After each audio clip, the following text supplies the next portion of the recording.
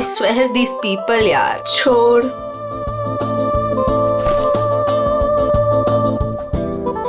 हो क्या गया इस प्रिया को? प्रेजेंटेशन था और ऐसे ही उठ के आ गई। छोड़ ना। बॉस भी खूब डांटे होंगे। क्लाइंट भी नाराज लग रहे थे। कुछ भी कहो यार मीता, ये एटीट्यूड ना है तो गलत। पता नहीं क्या समझती है अपने आप को। वो ऐसा है ना कि अपने बॉस से सीधे साधे, तो उनके सीधेपन का वो गलत फायदा उठाती है। और अपने बॉस है कि कुछ कहते ही नहीं है। यू नो वैसे भी उसे पड़ी कहाँ है इस जॉब की, इतना पैसा है उसके डैडी के पास, बस टाइम पास कर रही है। कुछ भी हो, एक रिस्पॉन्सिबिलिटी नाम की कोई चीज होती है। आई नो, बाल देखे थे उसके सर के, कैसे बिखरे हुए थे, जैसे किसी ने सिर के बाल नोच लिए हो।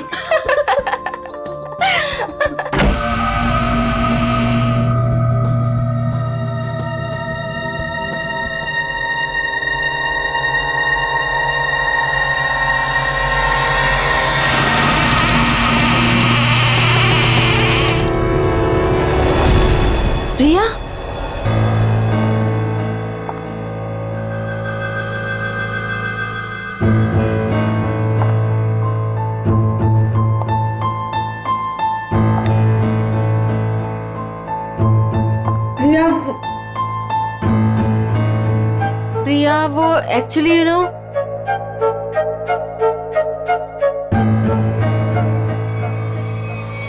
प्रिया, प्रिया, प्रिया, प्रिया, प्रिया, प्रिया प्रिया, प्रिया प्रिया, प्रिया प्रिया, प्रिया उठो प्रिया। प्रिया प्रिया क्या हुआ?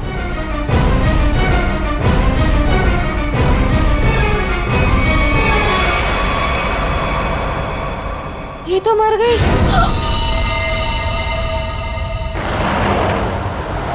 अशोक, जी मैडम। आगे जो ढाबा दिख रहा है ना? हाँ हाँ दिख रहा है मैडम। अशोक, पहले पूरी बात तो सुन ले, फिर बोलना। मुझे लगा मैडम आपकी बात खत्म हो गई। चुप कर, बीच में बोल पड़ा। मुझे मालूम है कि तुझे दिखता है, फिर मैं ये सवाल क्यों करूंगी? ठीक है मैडम, आगे बढ़िए, बताइए आगे। आगे नहीं बढ़ना है, गाड़ी ढाबे पे लगाना, कुछ खाएंगे पिएंगे। हाँ मैं... रुक रुक, आ गया ढाबा। जी।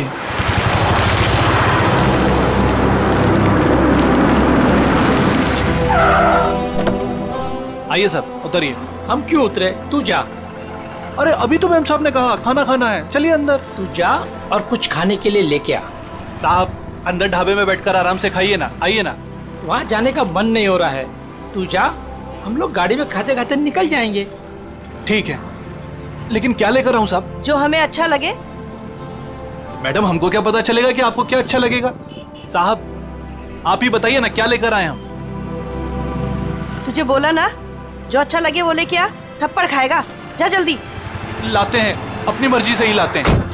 कह दिया कि अपनी मर्जी से लेकर आओ। अब अपनी मर्जी से कुछ भी लेकर आएंगे तो कहेंगे ये काहे लेकर आया, वो काहे लेकर आया।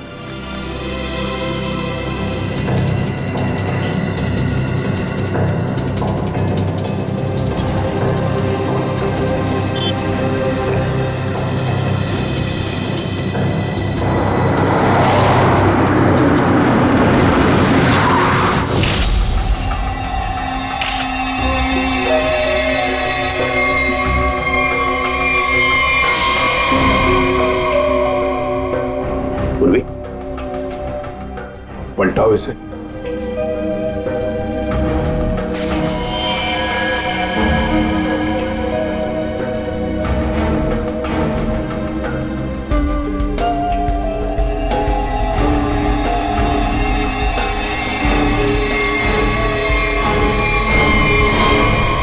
सर, कोई घाव या चोट का निशान नहीं। हाँ, ना मुंह से कोई झाग निकला है, ना शरीर पर कोई नीले रंग के निशान है, ना कोई पंक्चर मार्क्स, सुई के या और कुछ। ये जहर का मामला तो नहीं है।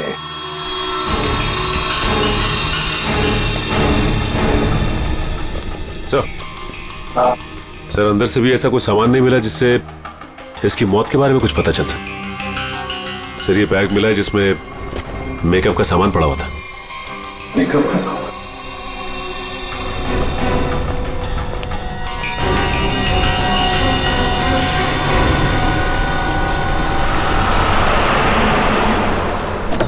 लीजिए मैडम खाना।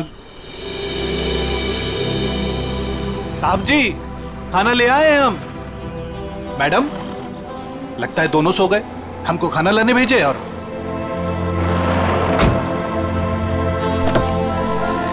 हमको समझ में नहीं आता है हमारे साहब और मालकिन का। हमको बोले खाना लाओ और जरूर दवाई खाकर सो गए होंगे। 50 बार समझाया है कि भैया खाना खाने के बाद दवाई खाओ, पर नहीं, भूल जाते हैं। लगता है कि कुंभकर्ण जो बूटी खाता था वही इनकी दवाई में मिला दी है डॉक्टर ने। चलो चलते हैं घर लेके। कहा है ना कि रास्ते में जगेंगे तो खिला देंगे, नहीं तो हम तो हैं ही। चल हमरी राम प्यारी। ये बैग किसका है? सर ये प्रिया का है। प्रिया का बैग है। वैसे मीता और शीना, वैसे प्रिया आप दोनों के सामने बाहर आई, फिर वहीं पर गिरी और अपना दम तोड़ दिया, है ना?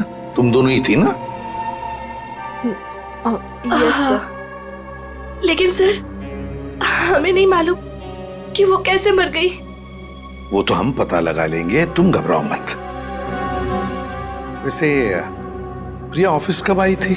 सर ये सब होने से कोई 25 मिनट पहले। वो ऑलरेडी लेट थी सर प्रेजेंटेशन के लिए। हम लोग उसका इंतजार कर रहे थे। क्लाइंट्स भी नाराज थे। वो आई, उसने सबको सॉरी बोला और प्रेजेंटेशन शुरू किया। पर वो थोड़ा लॉस्ट लग रही थी सर, नर्वस भी लग रही थी। क्लाइंट्स भी इंप्रेस नहीं थे, तो मैं उसे बाहर लेकर गया और समझाया कि उसे रेस्ट की जरूरत है। She was looking lost. Then I told her, go to the washroom and get freshen up. Look presentable. और फिर 15-20 मिनट के बाद में मीता और शीना के चीखने की आवाज आई। हम भागकर वहां पहुंचे तो प्रिया मरी पड़ी थी। निखिल, काम करो। प्रिया की बॉडी, प्रिया की बैग, उसके अंदर जो भी सामान है, कॉस्मेटिक्स वगैरह, और फिर खाने पीने की चीजें, सब का सब फोरेंसिक लैब भेज दो। वैसे प्रिया का पर्सनल नंबर या फिर उसके घर का नंबर, उसके घर वालों का नंबर तो होंगे ना शायद आपके पास? और यस सर, मेरे पास उसके मम्मी और पापा दोनों का नंबर है।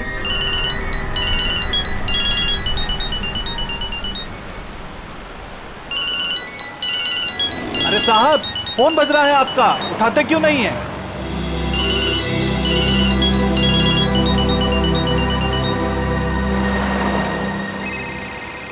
अरे अब मैडम आपका फोन बज रहा है, आप भी नहीं उठा रही हैं। अरे मैडम जी अब आपका भी फोन बज रहा है। दोनों घोड़े बेचकर सो रहे हैं।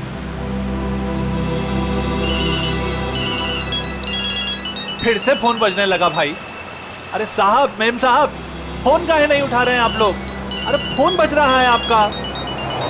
लगता है हमको ही रोकना पड़ेगा।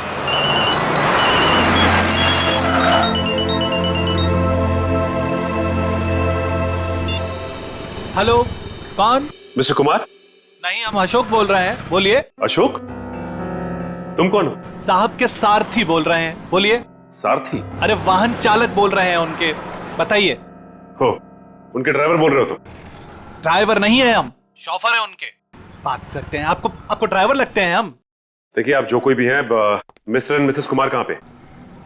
दोनों हमारी गाड़ी में हैं, सो रहे हैं। हम दोनों को सैर करा रहे हैं। पर आप कौन हैं? आप पहचान वाले नहीं लगते। देखिए मैं सीआईडी से बोल रहा हूँ। सीआईडी? क्या हुआ साहब? आप मिस्टर एंड मिसेस कुमार को प्रिया के ऑफिस में लेके आइए प्लीज। वो तो ठीक है साहब, लेकिन हुआ क्या? सब ठीक तो है ना? प्लीज आप आ जाइए, फिर बात करते हैं, ठीक है? हाँ साहब, हम तुरंत आते हैं।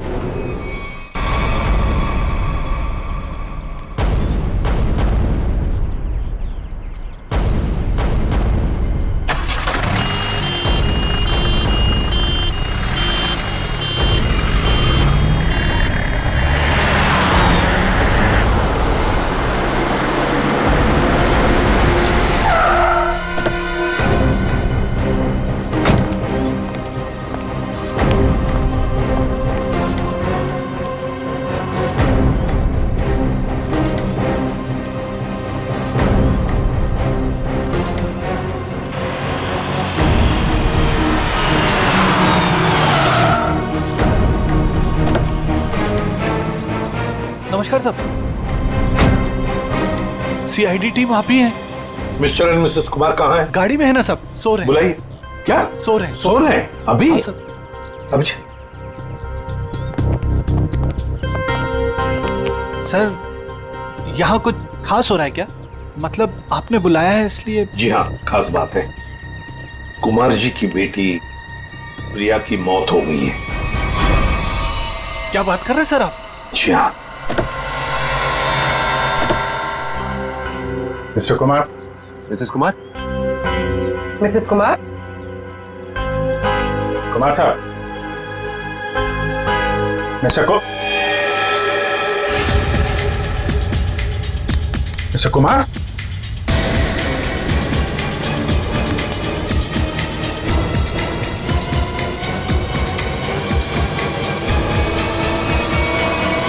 My God. सर ये भी? सचिन, कब से नौकरी कर रहे हो तुम कुमार जी के पास? साहब पिछले 3 सालों से हूँ साहब के पास। 3 साल? जी सर। चेक करो, देखो मौत की वजह पता चलती है क्या है। साहब, हाँ। मिस्टर कुमार और मिसेस कुमार ये दोनों तो मर चुके हैं। क्या? नहीं सर। हाँ पूर्वी।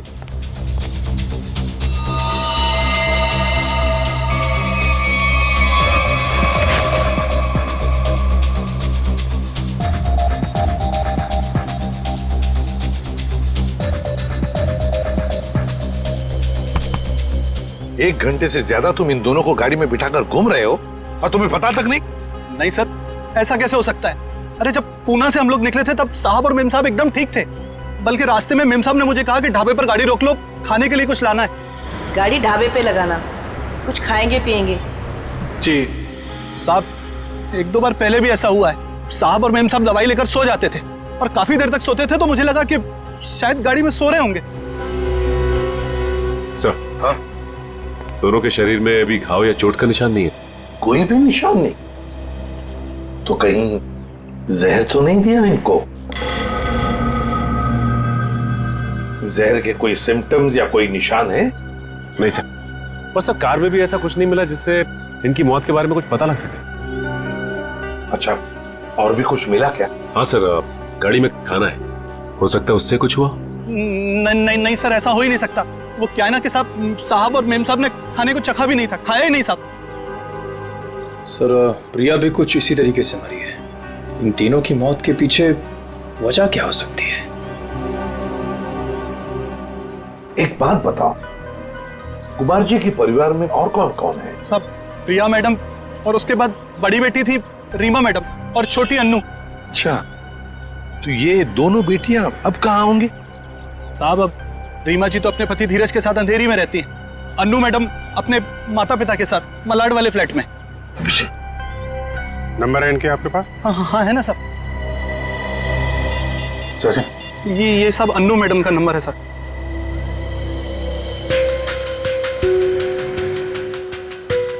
रीमा जी का भी नंबर का। ये रहा साहब।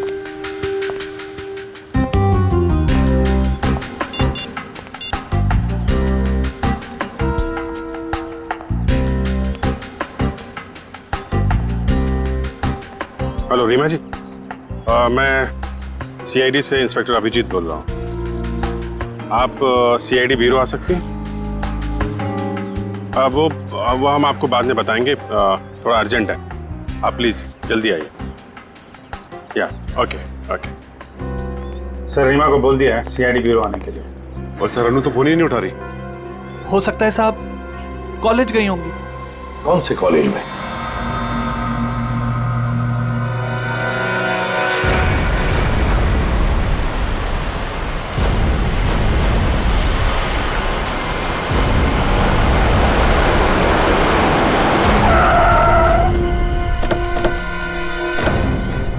कॉलेज भी नहीं गए अन्नू और फोन भी लगातार बज रहा है। हाँ, आखिरी बार ट्रेस हुआ यहाँ, इसी घर पर।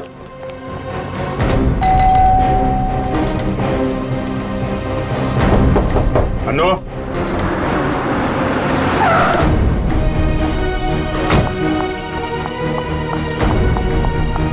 अनु ठीक तो होगी ना? आप लोग कौन? जी, मैं इस घर की बड़ी बेटी हूँ, रीमा। और ये मेरे पति हैं धीरज। अंदर से बंद है सर।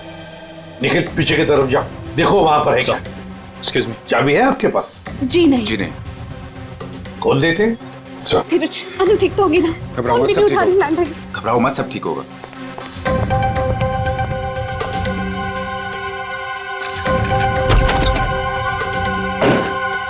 अनु! अनु! अनु! अनु! अनु! अनु!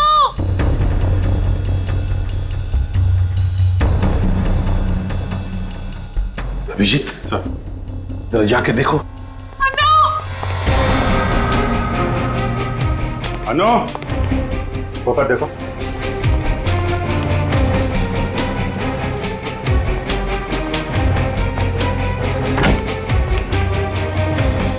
हाँ सचिन।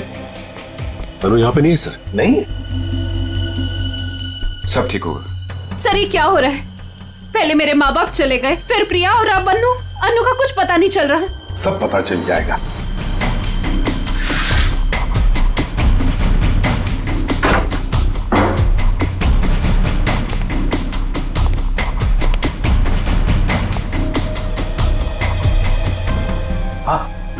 नहीं सर, अभी तक तो नहीं मिली। सर, अनु यहाँ है। माय गॉड सर, अनु उधर ऊपर है। चलो।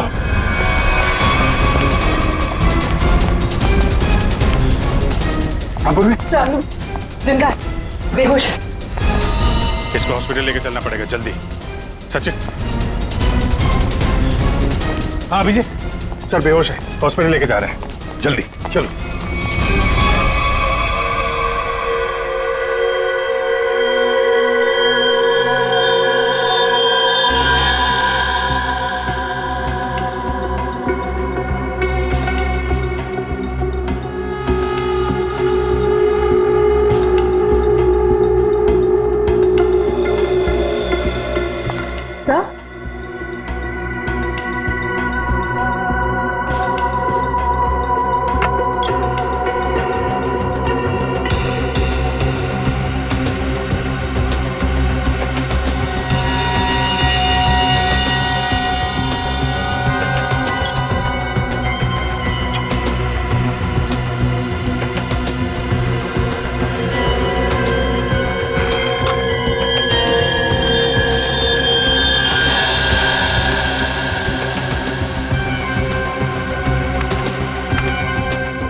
अच्छा, तो ये बात है। यार बात क्या, ये तो बता। बॉस, इन तीनों की मौत जहर की वजह से हुई है। जहर से?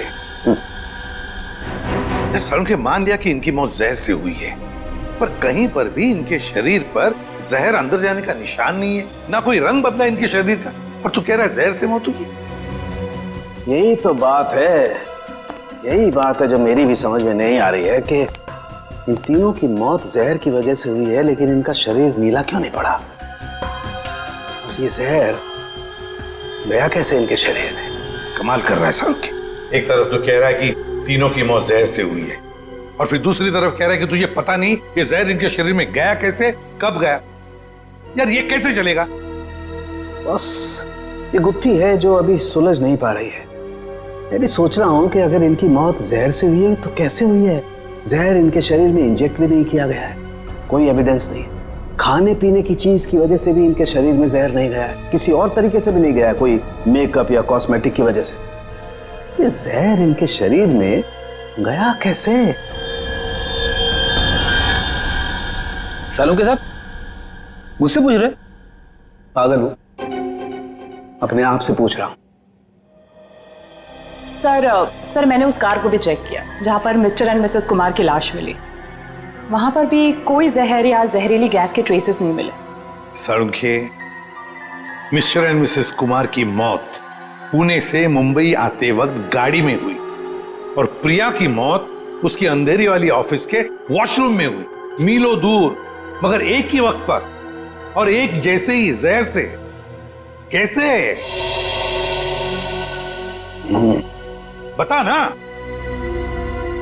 अच्छा चल, ये तो बता सकता है कि कौन सा जहर था। बस वो कुछ टेस्ट अभी करना बाकी है, उसके बाद पता चलेगा कि वो जहर कौन सा था और जहर कैसे गया इनके शरीर में। सर, हाँ सर, अनु को ऑब्जर्वेशन में रखा गया है और डॉक्टर्स का कहना है कि आने वाले 24 घंटे उसके लिए बहुत क्रिटिकल हो सकते हैं सर। तो डॉक्टर ने बताया नहीं किस वजह से बेहोश हो गई? सर, जहर का असर हुआ उसे। क्या? जहर से? हाँ सर। और सर अजीब बात तो यह है कि उसके शरीर में यह जहर ना ही किसी इंजेक्शन से गया है और ना ही किसी खाने की चीज से।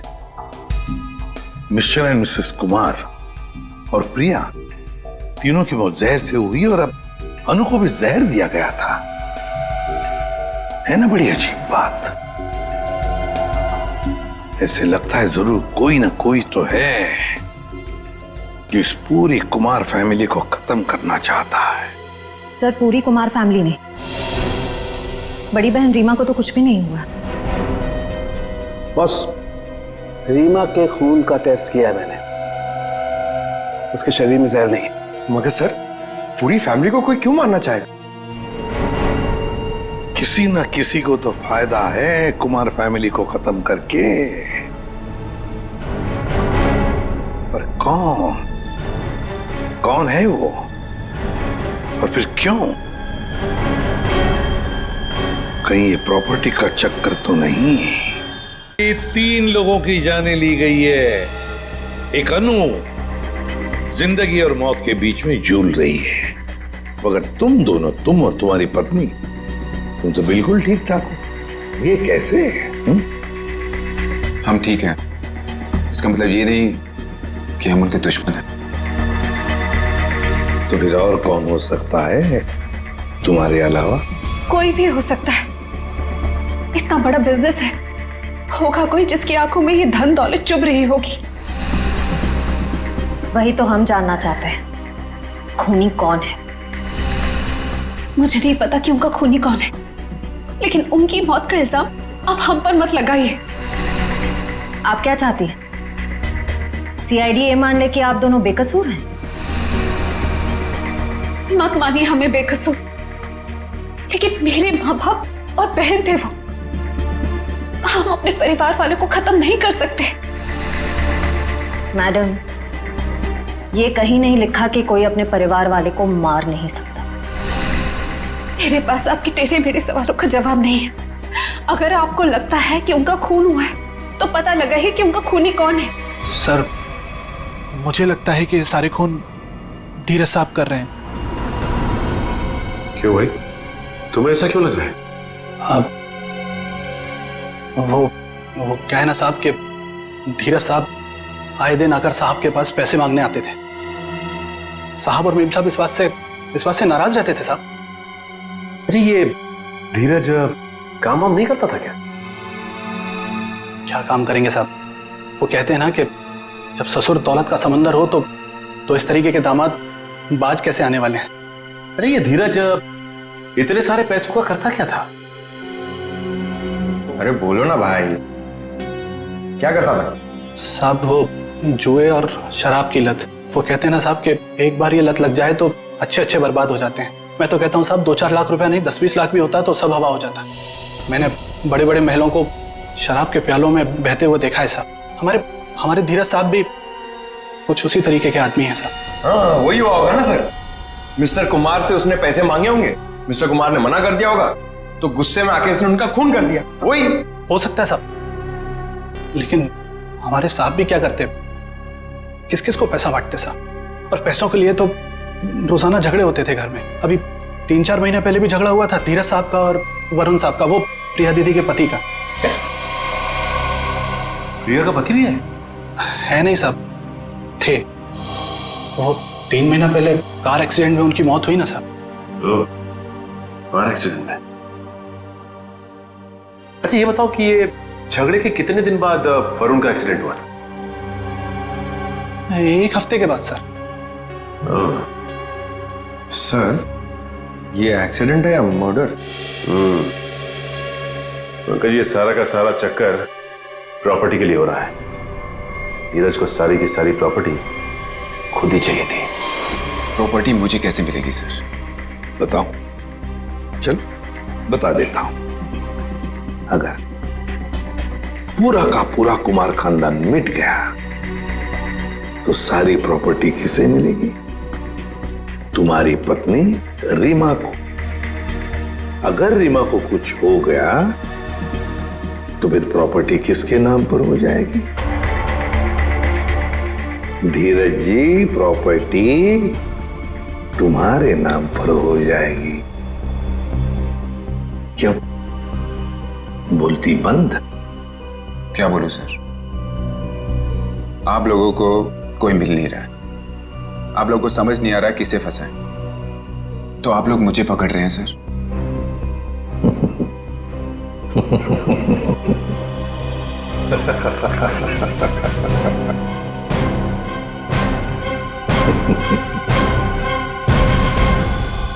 कुमार साहब की सारी जायदाद उनके बच्चों के नाम पर है। अगर बच्चों को कुछ हो जाता है तो ये सारी जायदाद एक ट्रस्ट को चली जाएगी। तो मतलब अगर बच्चियों को, मेरा मतलब है लड़कियों को कुछ हो गया तो उनके पतियों को कुछ नहीं मिलेगा? जी नहीं। मगर ये सब क्यों पूछ रहे हैं? ये सारी जायदाद तो उन्होंने बेच दी है। क्या? कुमार साहब ने प्रॉपर्टी बेच दी? हाँ? किसे? अलग अलग लोगों को। ये है उसके सारे डॉक्यूमेंट्स।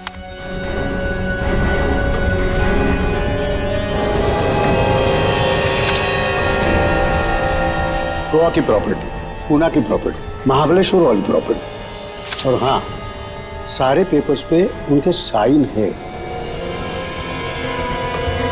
साइन? ये सारे डॉक्यूमेंट्स मुझे आज ही, अभी मिले हैं कुरियर से। क्या? ये सारी प्रॉपर्टीज के पेपर आज ही मिले आपको? हाँ। और ये जो प्रॉपर्टी बेच के जो पैसे मिले वो कहाँ है? मुझे नहीं पता सर, कुमार साहब ने ये सब अचानक भेज दिया। ये जानकर मैं उनको फोन करने वाला था, मगर पता चला कि उनकी मौत हो गई। फिर हाँ, तो मैंने सारे खरीदारों को फोन किया था, तो उन्होंने बताया ये सारी डीलिंग एक ही एजेंट के जरिए हुई है। बायर्स की कुमार साहब से मुलाकात तक नहीं हुई है। सारी प्रॉपर्टी की डील एक एजेंट ने की है? जैसे कि बायर्स ने उसका हुलिया बताया था, उसके मुताबिक तो एक ही एजेंट हो सकता है। गाड़ी, बड़ा चश्मा और हाँ, गोल्ड कैप भी थी। क्या आप ऐसे किसी एजेंट को जानते हैं जिसने कुमार जी के लिए पहले भी कुछ काम किया हो? नहीं।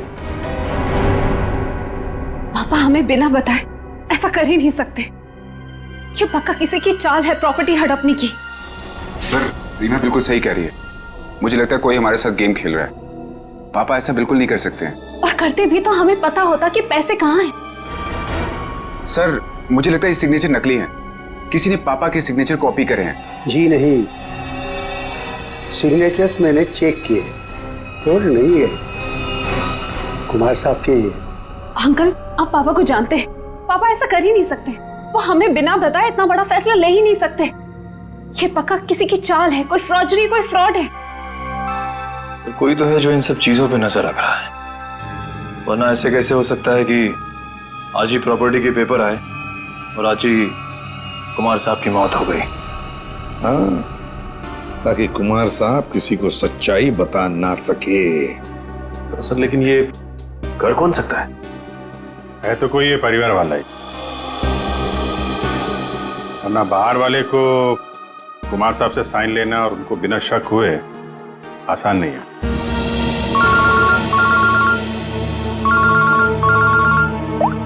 हाँ, बोलता रुके। क्या? पेंट से? हाँ बॉस, पेंट की वजह से इन तीनों की मौत हुई है। यार साउंड तो क्या बात कर रहा है? क्या पेंट पी लिया उन्होंने? पेंट नहीं पिया है बॉस, पेंट में जहर मिला हुआ था और वो जहर इनके फेफड़ों में पहुंचा, इसकी वजह से इनकी मौत हुई है। ये देख साउंड की हवा में बात मत कर, जल्दी बता दे असली बात क्या है। देखो, तुम जानते हो मैं बिना सबूत के कुछ नहीं कहता हूँ। बॉस, इनके फेफड़ों में जहर के साथ साथ मुझे कुछ केमिकल के ट्रेसेस मिले और वो केमिकल सिर्फ पेंट में इस्तेमाल होता है। और सर, वो भी धीरे धीरे, शायद 20-25 दिनों में ये जहर उनके शरीर में गया होगा। बिल्कुल स्लो पॉइजन की तरह, और उन्हें पता भी नहीं चला कि वो लोग धीरे धीरे जहर इनहेल कर रहे हैं। और बस धीरे धीरे एक एक पल ये लोग मौत के करीब जा रहे थे। और संयोग की बात है कि आज उस स्लो पॉइजन की वजह से इनकी मौत हो गई। पेंट में जहर, पेंट में जहर, पूरी कुमार फैमिली का घर। सर, लगभग 1 महीना पहले घर के 3 बेडरूम की पेंटिंग हुई थी। किस किस का बेडरूम था वो? मम्मी, पापा, अनु और प्रिया के बेडरूम में। बस मुझे 3 बेडरूम्स का पेंट चेक करना पड़ेगा। कर लो। पूरी निखिल, अमित।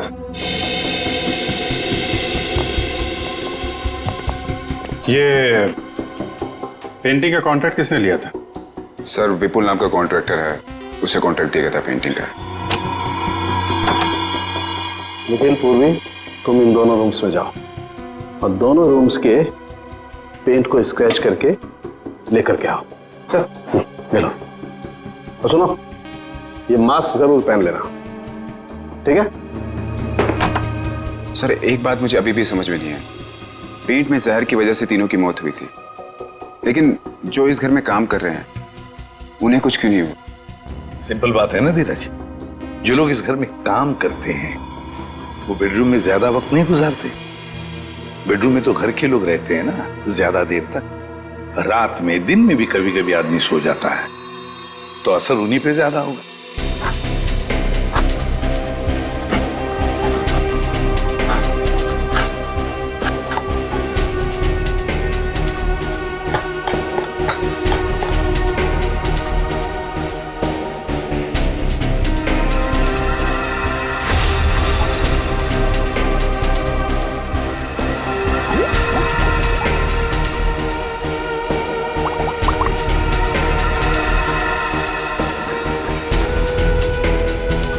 ये किसकी तस्वीर है? सर, ये मेरे जीजू हैं। इनका नाम वरुण है, प्रिया के पति।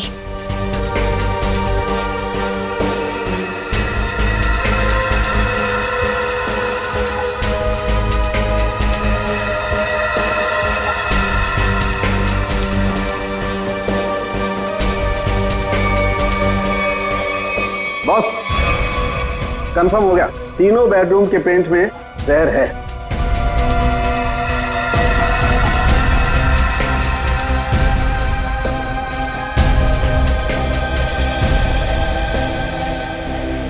पेंट में जहर कैसे हो सकता है? कौन कर सकता है और क्यों? पेंटिंग कॉन्ट्रैक्टर विपुल, उठाओ उसे। सर, मैं पेंट में जहर क्यों डालूंगा? मेरी क्या दुश्मनी होगी कुमार फैमिली से? जिसकी दुश्मनी थी कुमार फैमिली से उसने कहा होगा। हाँ सर, और उसके बदले में मोटी रकम ली होगी इसने। सर, आप ऐसा क्यों कह रहे हो? मैं कॉन्ट्रैक्टर हूँ, खूनी नहीं। मैं सच कह रहा हूँ। मुझे तो ये भी नहीं पता कि उस पेंट में जहर था या नहीं। नाटक मत कर, ये नाटक हम लोग रोज देखते हैं। सर, अगर मुझे पता होता कि पेंट में जहर है तो मैं ये कॉन्ट्रैक्ट कभी लेता ही नहीं। और मैं अपनी और अपने लोगों की जान खतरे में क्यों डालूंगा? तो क्या पेंट में जहर फैक्ट्री में से भर के आया है? मुझे नहीं पता सर, और वो पेंट मैंने खरीदा भी नहीं था। तो किसने खरीदा था? प्रिया जी के पति वरुण साहब ने वो पेंट पहले से खरीद रखा था। और उन्हीं ने मुझे वो एक कॉन्ट्रैक्ट दिया था, और अचानक उनकी मौत हो गई तो ये काम भी बीच में बंद हो गया। फिर 1 महीने पहले मुझे कुमार साहब के ड्राइवर का फोन आया दोबारा काम शुरू करने के लिए, और मैंने दूसरे ही दिन काम शुरू कर दिया। जब दोबारा काम शुरू किया तब पेंट कौन लाया था? वो पहले वाला पेंट जो बंगलों में स्टोर रूम में था, वही हमने यूज किया। सर, स्टोर रूम में कोई भी आसानी से घुस सकता है, और इन 3 महीनों में कोई भी कभी भी जहर मिला सकता है। जाओ, तुम जा सकते हो। जी सर। हाँ सर। हाँ सचिन। सर, उस एक्सीडेंट में वरुण पूरी तरह से जल गया था। अच्छा, तो फिर आइडेंटिफाई कैसे किया, पहचान कैसे की उसकी? उसकी डेंटल रिकॉर्ड से सर। डेंटल रिकॉर्ड से पता चला कि वो लाश वरुण की है। तो क्या एक्सीडेंट था या खून? सर पुलिस का ऐसा मानना है कि वो खून नहीं था बल्कि एक्सीडेंट था, और उनका तो ये भी कहना है कि कुमार फैमिली में आपस में काफी प्रॉब्लम्स थी, लेकिन उसके बावजूद उनको अब तक कोई भी सबूत नहीं मिला सर। और कुछ? सर हाँ, ये वरुण की एक दोस्त दिशा, उसके साथ अक्सर वो फोन पे बातें किया करता था घंटों घंटों, और जिस वक्त एक्सीडेंट हुआ उससे पहले भी वो दिशा से फोन पे बात कर रहा था गाड़ी चलाते हुए। यही आई विटनेस का भी कहना है, इसीलिए वो सामने से आती हुई गाड़ी को देख नहीं पाया और गाड़ी खाई में गिर गई। दिशा, तो लोकल पुलिस ने दिशा से बातचीत भी की होगी, पूछताछ की होगी, कुछ बताया तुम्हें? हाँ सर, उन्होंने बात की। उनका कहना है कि फोन करते वक्त जिस समय फोन पे बात हो रही थी उस वक्त ये दिशा घर पे ही थी, और साथ ही साथ जब ये एक्सीडेंट की खबर मिली तो सुन के उसे बहुत धक्का लगा।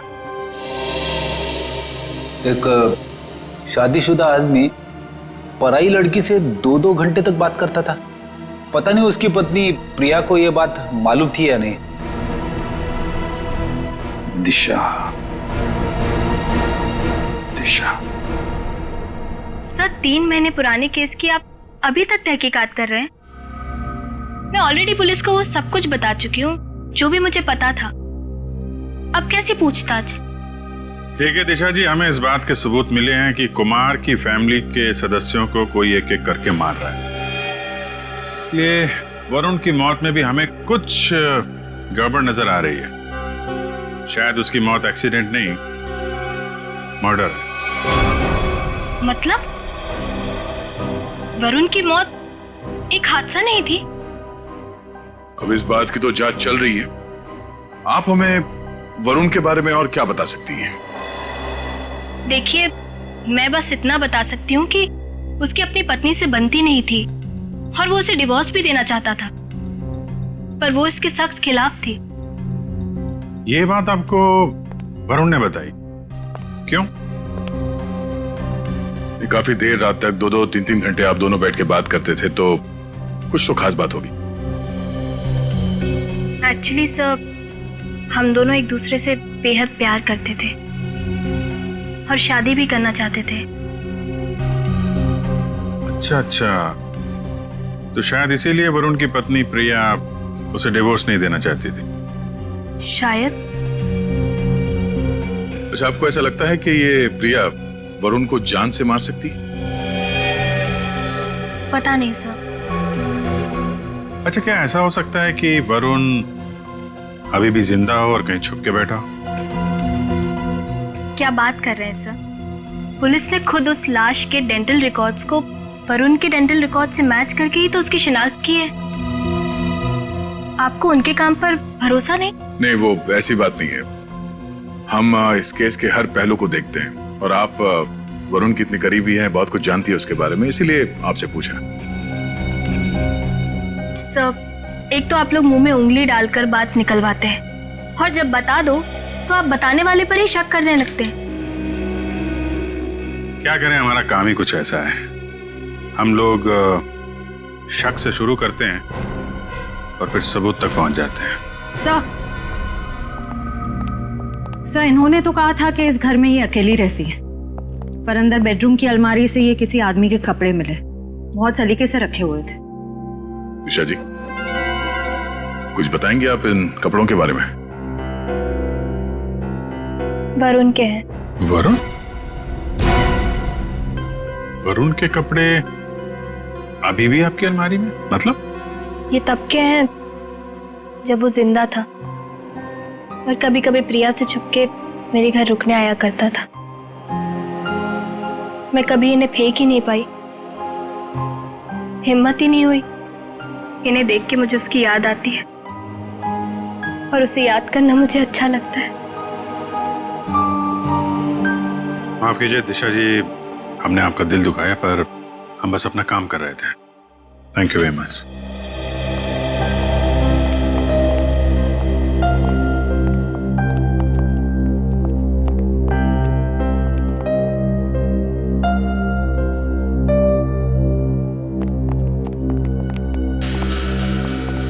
क्या हुआ? कुछ पूछना रह गया? 1 मिनट। अरे आप लोग श्रेया, फिर से यहाँ पे? एक मिनट, क्या हुआ? चाहती है प्लीज? यहाँ पे डेंजर था।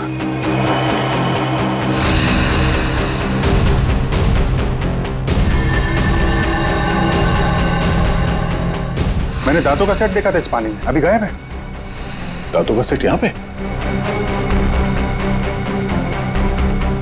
इसका मतलब है वही है सर। खिड़की खुली लगता है, वहां से भाग गया। पकड़ो अभिजीत, एक मिनट। हाँ, ये देखो।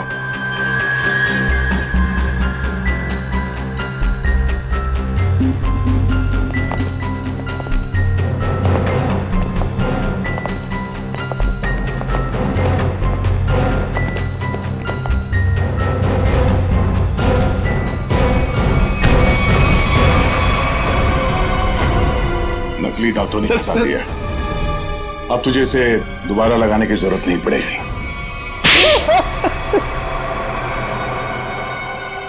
इनका नाम वरुण है, प्रिया के पति। हाँ सर, मैं नहीं मारा। मैंने अपने सास ससुर और प्रिया को मारा। पेट में जहर मिलाकर। अनु बच गई क्योंकि सही समय पे आप उसे हॉस्पिटल ले गए। क्यों मारा तुमने उन लोगों को? प्रॉपर्टी के लिए। मैंने प्रिया से शादी करी थी पैसों के लिए, लेकिन वो खुद मेहनत करके कमाना चाहती थी। और उधर रीना और धीरज ससुर जी से पैसे ऐंठते रहते थे। वो मुझे कोई कुछ नहीं देता था। अच्छा, फिर क्या सर, मैंने सबको मारने का प्लान बनाया और पहले पिताजी से ससुर जी से झूठ बोल के मैंने साइन लिए और फिर मैंने सबको मार दिया जिससे किसी को कोई प्रॉपर्टी का हिस्सा ना मिले और मुझ पे शक भी ना हो। तुम्हारी गाड़ी में वो लाश किसकी थी? वो एक लवारिस लाश थी जिसके जबड़े में मैंने अपने दांत लगा दिए थे ताकि लोगों को लगे कि वो जली हुई लाश तुम्हारी है। हाँ सर, पर आप लोग पैसे और प्रॉपर्टी के लालच में क्या क्या करते रहे तुम? खून पे खून किया और मिला क्या है? जेल की काल कोठरी और फांसी का फंदा।